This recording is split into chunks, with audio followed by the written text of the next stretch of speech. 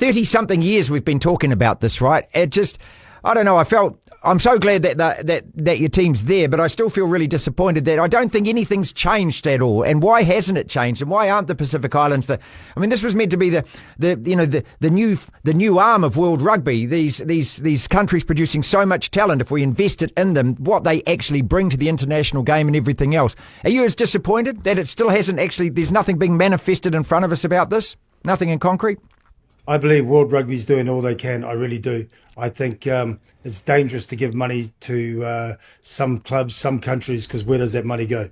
I think I look at Samoa Rugby, I feel for the players. We have some of the best talents in the world playing everywhere. We saw in the last World Cup all the players stepping up and wanting to go. But then the key here, and this is why, is the key is the governance and the infrastructures they put in place. All our players are playing at the highest level, all right? So they expect when you go in, it's like one of the demands that I want our environment to be like high performance. And I drive the staff as their standards as well, is that, this is not a social club we can just sign up and join. It's a club where you get selected, you decide to come, or Samoa's a country that you're going to play for. Those guys expect the best of the best as far as resources, quality of coaching, physio staff. They don't need to worry about, logistics. They shouldn't be worrying about, their flights coming in. They're having to pay for their flights, where their gear is, all of that stuff. That should all be sorted. It's why when Samoa asked me if I'd get involved, I said, look, when I consider it, the only way I'd get involved with Samoa at the moment would be if it's just the Barbarians. I get 1 week to put together a team. If I got the team, just give me 6-8 weeks for the team before a World Cup.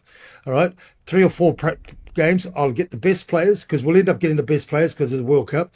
I'll make sure that I've got the best management team possible. So even when I go to the Barbarians, I take some of my staff or key guys, because I know what players are like, because I've been there. Is that, in those 90s, our leadership team, myself, To'o Vaenga, and a few of the other senior boys, Mark Birtwhistle, Peter Fats at that time initially, and then us, we used to really get stuck into management. If they walk in late, we would hammer them. Our standards were massive before professionalism came in, and that's what they need. And I just feel like the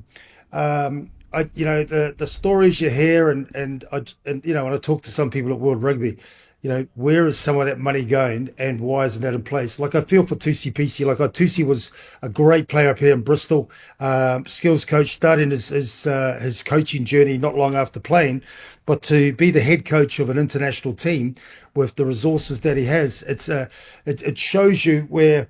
I know a lot of people rang me, we were going to apply for the job, some quality coaches, but then they all stepped away from it.